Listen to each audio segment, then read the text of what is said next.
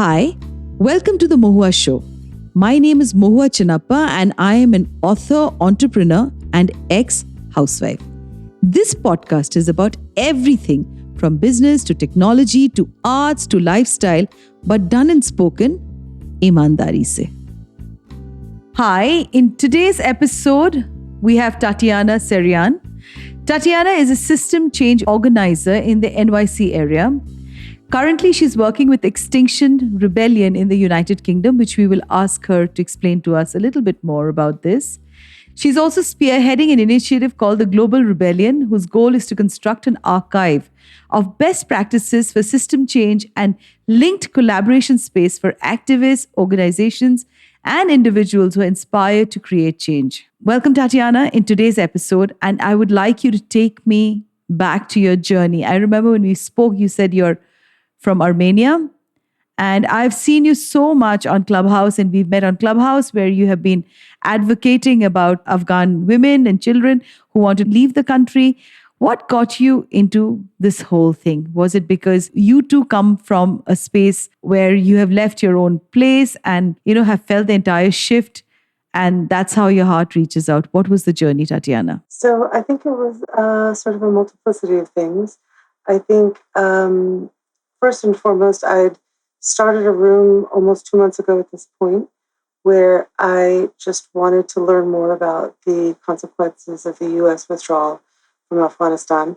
And I think, as I was explaining to you, my friends and I were in that room, and we spent our paltry, knowledge in about 45 minutes.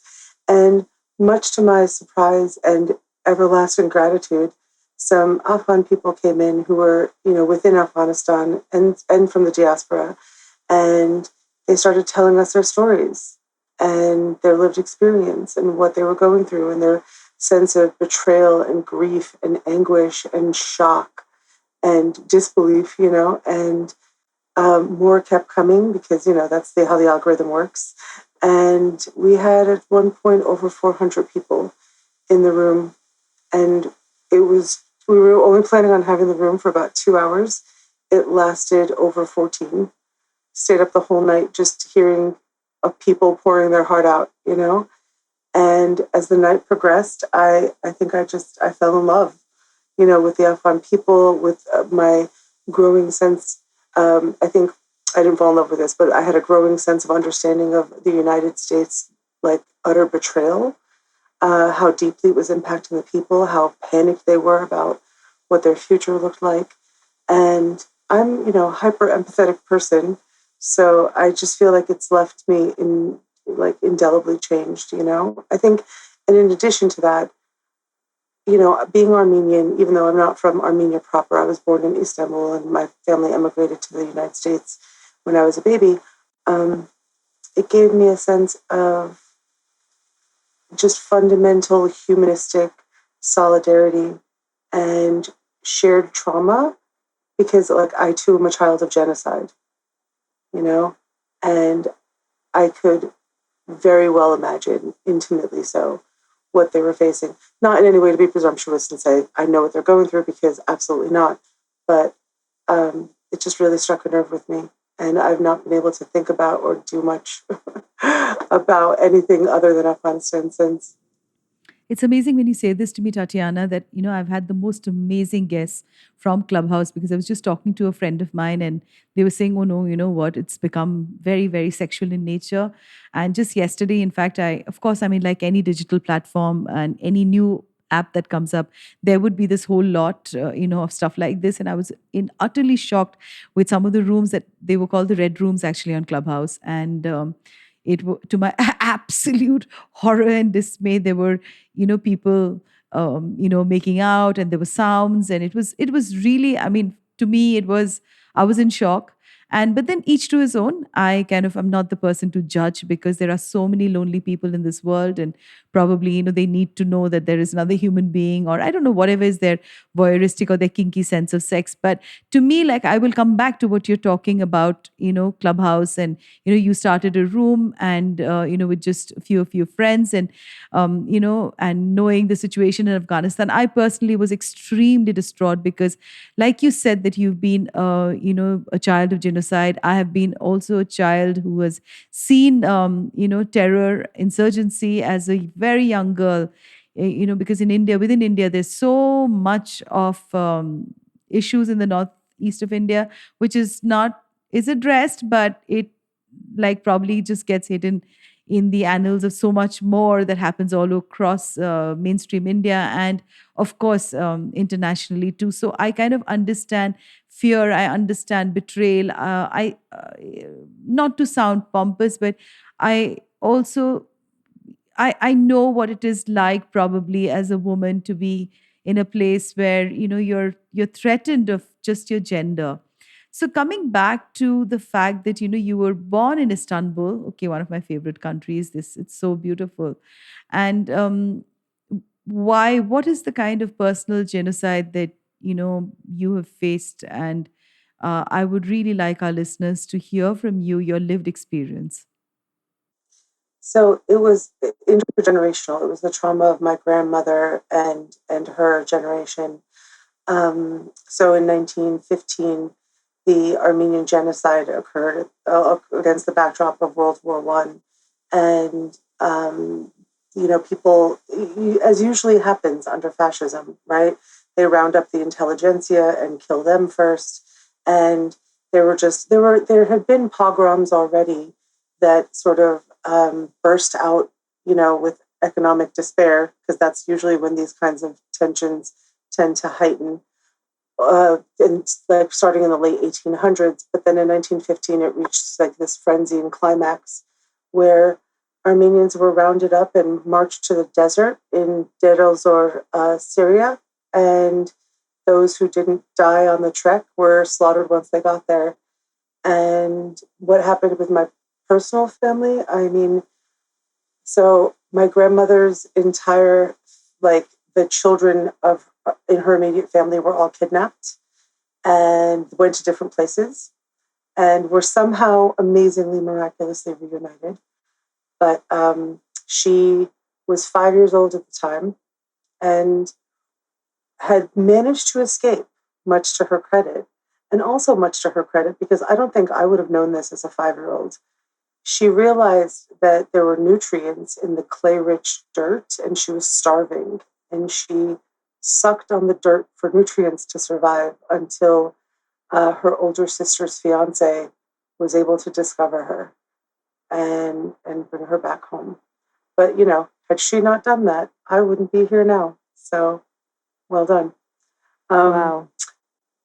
yeah, we all are aware intellectually of the miraculous, sort of infinitesimal mathematical, like, anti-likelihood of our birth.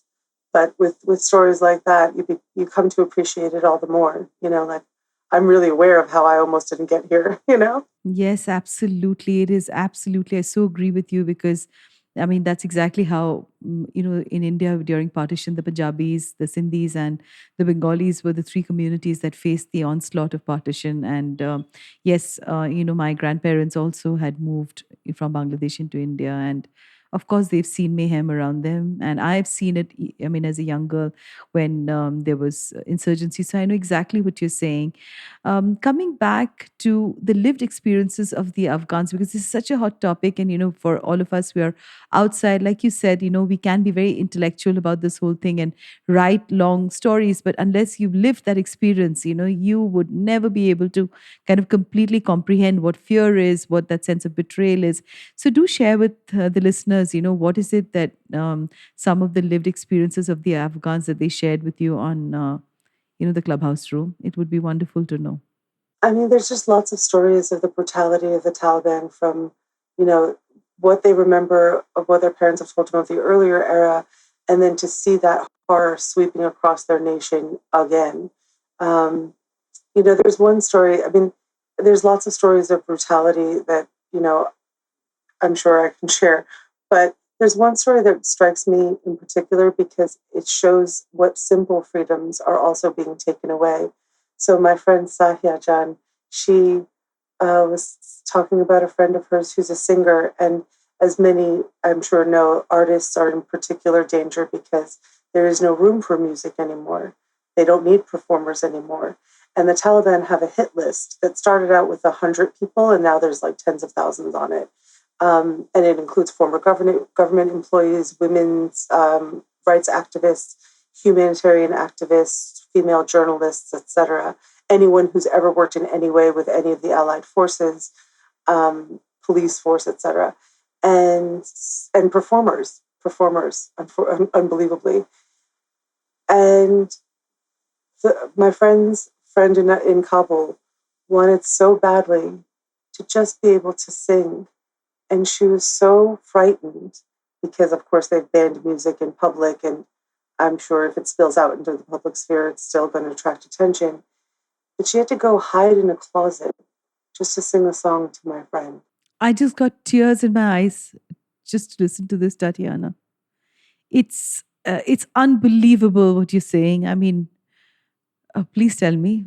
I mean, just to think that something as simple as, one's own instrument, right? Your voice could be Yes. so horrendously muted. I mean, bad enough that you need to cover up, and apparently the Taliban have become, clothing designers now because have you seen the ridiculous new outfits they brought out that are even more covered up than a regular burqa? What is this new covered up outfit that they have introduced, the Taliban in Afghanistan? So we're, I think, all familiar with the image of the bright blue burqa with the eye screen. Yes. Because even women's eyes are apparently too much for men to control themselves around. Well, apparently that wasn't enough because in allowing women's sight, you still allowed yourself a view of their eyes somewhat. So they brought out this new all black garb that has sort of I guess I'd describe it as like a flap at the forehead that comes down and covers your eyes. So if you're standing up and looking straight ahead, all you'd be able to see is like down the sidewalk right in front of you.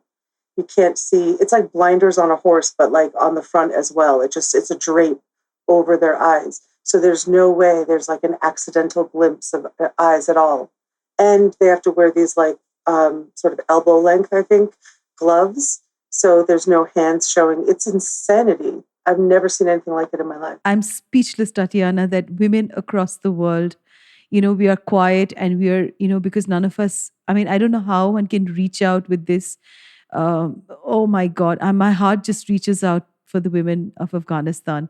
Now, coming back to the work also that you do, I mean, the topic on feminism and oppression and war and drought and famine and climate change, the people who suffer the most are women. They're always the women who suffer the most. So you talk about this Extinction Rebellion, which you've done in the United Kingdom. I mean, this is, and which you guys address the ecological crisis, right?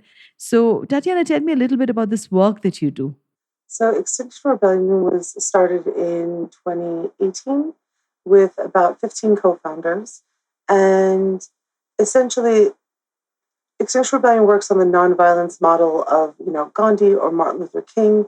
It's about doing sort of very art-directed, artistic protests that capture the imagination and really frame for people in an emotional way what's happening. But we do realize that, look, for 30 years ago, we all learned in school or somewhere that, the climate crisis, we all kind of expected the smart people in the room to be working on it. And for all these years, not to say that scientists haven't done good work, of course they have, but no one's been listening. People have written letters, they've done petitions, they've called their senators, and well, our governments are sleepwalking us into disaster.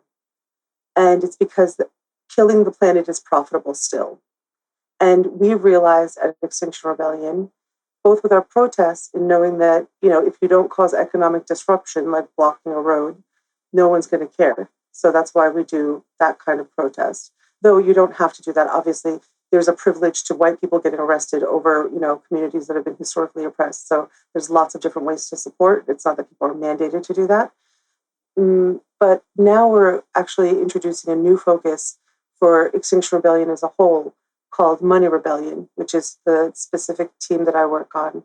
And Money Rebellion essentially is working to upskill people's fiscal literacy and helping them to understand that the reason why we're not getting any effective action on climate change is because the political economy essentially, and that's not just finance, but so yes, it's banks and insurance companies, but also think tanks and government and the media, the entire interwoven web of influence is colluding for their mutual profits to keep us, to keep themselves in profit and us from affecting any change.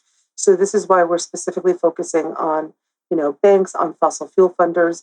We have amazing organizations like Bank Track and Positive Money and Rainforest Action Network that put out reports of which banks are funding fossil fuels to which percentage to how many billions of dollars. We know who the biggest polluting banks are, and we are attacking them aggressively and consistently and unflaggingly, because if we don't get this right, we have far fewer years left to address this than anybody wants anyone to know about, and that's why we are not aware, because how bad it is right now should be front page news every day. Absolutely. In India, it's crazy, when you go in, you see the workers, they're just trapped in work and they're exploited, their entire lives to pay off a huge debt. So if you go and talk to them about, climate change, or you talk to them about any of these things, they don't matter, because essentially at the end of the day, all they're worrying about is their 2 square meals. And, whenever there's a drought and, I mean, there was this absolutely crazy story in Assam, which is in India, in the northeast of India, a young girl, who was bleeding profusely because she had her periods and she did not even have basic sanitation of pads, to buy, sanitary napkins to buy. And she picked up mud and she put that into her panty to stop from bleeding completely out, uh, in the camp that they were given shelter, till an NGO got together and then started giving them the sanitary napkins. So you're so right when you talk about this entire thing where finance is money, and understanding how money should be distributed among also the workers, and they getting literate about money is such it's, I think, the basic of of change. But the basic of change, the basis, the genesis of change in India is also education, because we have so much of illiteracy here in many parts, and and that's where the entire problem begins. So, Tatiana, tell me a little bit about your personal life. How did you get into this sort of work? Obviously, you are an activist with a voice that can be heard, with the passion, with the empathy. And, that's how you and me connected, because I would like to believe that, empathy is that one thing that has brought me back into work. So, tell me a little bit about your personal story and how, you got into this. Because I really feel that somewhere empathy doesn't come as a gift to every human being unless you've gone through struggles in your life, and you know what it is to be on the other side. So, did any incident in your life shape up to be the Tatiana that I'm talking to today? Indeed, I don't.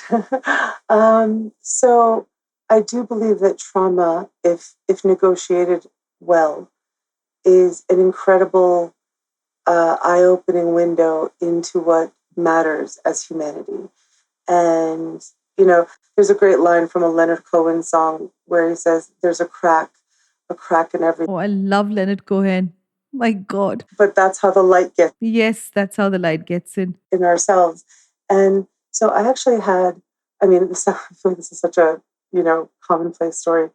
I had a particularly difficult childhood with a very sort of malignant, narcissistic mother. And, I faced, between both my parents, I faced pretty much every kind of abuse you can imagine. And it was horrendous. And I think it was that crucible that shaped me into realizing that I have to, and not in this sort of like hippy dippy new age way where like, you've got to love yourself for anybody else to love you. It was the emergency. I have to love myself because no one else here can. So I had to learn resilience quite young. I had to learn. I think that's also where my empathy, like my intuitiveness about other people's emotions comes from, because I had to be able to tell, when somebody got home from work, what kind of mood they were in within 12 seconds. Did they put their keys down gently or did they throw them down? You know what I mean? Like all these little cues have made me very, very attuned to people's like nonverbal signals, for example. And yeah, I think in going through that, I wrote a piece one time where I said, I know what it feels like to feel defenseless and undefended. And I don't want anyone to feel like that ever in life. So it feels like, Alice Walker said, the activism is the rent we pay for being on this planet. And if I can in any way serve humanity and give back to this universe for granting me the blessing of this life and giving it a just gratitude, by being an instrument of sort of cosmic love into the hearts and onto the faces of humanity, then that is what. Hats off to you, Tatiana, because you speak to my heart, and that's exactly what is my mission too. That's what I want to do in my life. That I have all the gratitude. I went through an absolutely debilitating illness, which was also psychosomatic, and we can talk off the record someday about that. And it left me bedridden with one eye that I was almost going to lose, an arm that didn't move beyond the elbow. And some of my regular listeners may have spoken about it in the past, because that's a trauma that my body didn't forget. And a toe that I couldn't walk. I was bedridden. And so this is my gratitude. And I know that I write a lot and I talk to a lot of women all across the globe, and I bring their stories forward, on abuse, on emotional abuse, on narcissism, on domestic violence, on rape survivors, children from the sex workers, their children, and how they have negotiated life and their own trauma. And I just so agree with you that, I have this gratitude that my voice is still there to be able to share with them a small part of my journey and their journey, so that people know that, what, when you are facing the greatest trauma of your life, you can still emerge if you know that resilience is something that we are all born with. And me too, I have, exactly like you said, all the gratitude in the world for being able to do this. And I mean, look at the odds that, you and me met on Clubhouse, and I heard you speak, and I can hear the passion in you when you talk. And congratulations on that. And I know, I know someday you and me will meet. And I'm so sure about it, Tatiana, when I'm saying this to you, and this is on record. I know we will meet because we have a similar shared journey as a woman, as children, who have also faced toxicity in their lives. And yes, I wish you all the best, Tatiana, for all the work that you do. And like you said, I repeat once again, words, Cohen's lines that says, there is a crack in everything, and that's how the light gets in. Thank you, Tatiana, for being on today's episode. Thank you so much, Mohua. I so appreciate your time. Thank you so much, Tatiana. To you, our dearest listeners, you can find us on your favorite streaming services, Spotify, Amazon Music, Apple Podcast, and of course on all other major streaming services. With loads of love, we are The Mohua Show, where we talk imandari se.